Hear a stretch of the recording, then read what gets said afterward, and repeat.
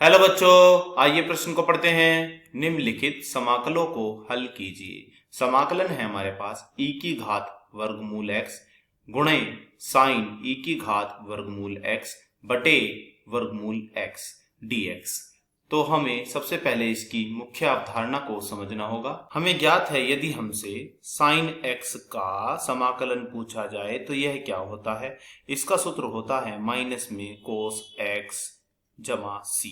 तो हम क्या करेंगे, यहाँ पर इस सूत्र का प्रयोग करते हुए अपने प्रश्न को हल करेंगे। तो चलिए प्रश्न को हल करने की ओर हम एक बार अपने प्रश्न को लिख लेते हैं। हमारा प्रश्न क्या है? हमारा प्रश्न है समाकलन e की घात वर्गमूल x गुणा में क्या लिखा हुआ है? गुणा में लिखा हुआ है साइन e की घात वर्गमूल x बटे में क्या है?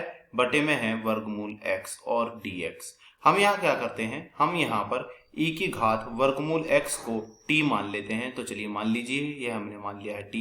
अब हम यहाँ क्या करते हैं, हम यहाँ x का t के सापेक्ष अवकलन कर देते हैं। तो चलिए कर दीजिए। x का t के सापेक्ष अवकलन करने पर यह हमें क्या मिलेगा? चलिए देखिए, ये हमें कुछ इस प्रकार मिलेगा, d बटे dt किसका? e की घात वर्गमूल x का बराबर d बटे dt किसका? t का। हमें ज्ञात होना चाहिए यदि हम d बटे dx करें किसका? e की घात x का, तो वह कितना आता है?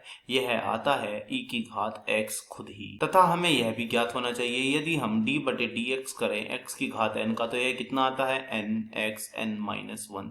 तो हम यहाँ पर इन दोनों महत्वपूर्ण सूत्रों का प्रयोग कर लेंगे। तो चलिए आगे बढ़िए। तो यह कितना है? तो पहले वाला सूत्र लगा दीजिए यहाँ पर। यहाँ पहला सूत्र लगेगा, तो बताइए क्या आएगा। जब हम e की घात वर्गमूल x का d बटे dt करेंगे तो हमें कितना मिलेगा? e की घात वर्गमूल x। और साथ में अब हमें दोबारा से किसका करना होगा? अब हमें यहाँ पे d बटे dt करना होगा वर्गमूल x का। अब हम आगे बढ़ते हैं, तो यह कितना आएगा? घात आगे और घात में से एक कम, यानी कि t की घात 1 माइनस 1।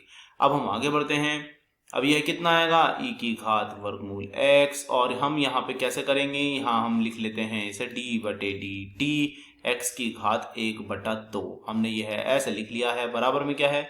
एक में से एक जाएगा तो यह बचेगा 0 और किसी की घात 0, तो इसका मान होता है हमारा 1 घात वर्गमूल x। और फिर यहाँ पर x की घात n वाला लगा देते हैं, यह अपना दूसरा वाला सूत्र तो लगा देते हैं। यह क्या कहता है? घात आती है आगे और फिर घात में से करते हैं हम एक कम। तो हमने यहाँ पे कर दिया है एक कम, और साथ में क्या आएगा? dx बटा हमारा dt।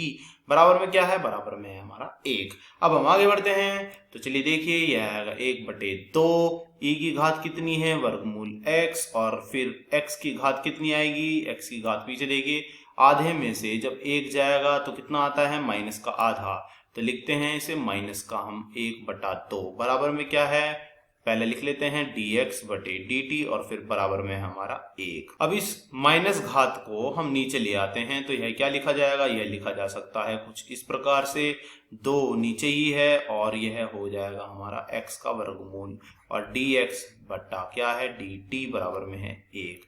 हम क्या करते हैं, यहाँ से e की घात वर्गमूल x बटे वर्गमूल x का मान निकाल, यह आएगा हमारा 2dt और इधर क्या रह जाएगा? इधर रह जाएगा dx। तो जहां कहीं भी हम यह लिखा हुआ देखेंगे उसके स्थान पर हम रख देंगे 2dt। क्या लिखा हुआ देखेंगे? e की घात वर्गमूल x बटे वर्गमूल x dx। तो उसकी जगह रखेंगे हम dt। तो 2dt। तो पीछे देखिए कहीं ऐसा बन पा रहा है या नहीं? हाँ, बन पा रहा है। ऊपर तो होना चाहिए e की घात वर्गमूल x, नीचे होना चाहिए वर्गमूल x, और साथ में क्या होना चाहिए? dx। तो इस तीनों की जगह हम क्या रख देंगे? इन तीनों की जगह हम रख देंगे अपना dt। तो चलिए रख देते हैं, तो हमें क्या मिलेगा? बराबर लगाते हुए चले, यहाँ भी बराबर, यहाँ भी बराबर और यहाँ भी बराबर। अब हम अपने समाकलन को लिख लेते हैं। हमारा समाकलन क्या था जिसकी जगह हमें रखना है? 2dt। तो हम रख देते हैं, पहले लगाया समाकलन, 2 को बाहर कर लिया और फिर आ गया हमारा dt। और फिर क्या है हमारा? साइन। और साइन के साथ वहां पे था क्या? एक बार देख लीजिए। तो साइन के साथ यहाँ पे था e की घात वर्गमूल x। यह रहा e की घात वर्गमूल x। इसे क्या माना हुआ है हमने? इसे माना हुआ है हमने t। तो इसके स्थान पर हम रख देते हैं वहां पे t। तो रख दीजिए, तो हमें क्या मिलेगा? यह मिला साइन t dt। तो साइन t का समाकलन मैं बता चुका हूं, इसका समाकलन होता है हमारा कॉस में t, वो भी बाहर आता है माइनस में, और जमा c। अब हम t की वैल्यू पुनः वापस रख देते हैं। तो t का मान क्या था हमारा? t का मान था e की घात वर्गमूल x और जमा में क्या चल रहा है? c। तो यही हमारे इस प्रश्न का उत्तर हुआ। आशा करता हूं यह प्रश्न आपको समझ में आया होगा। धन्यवाद।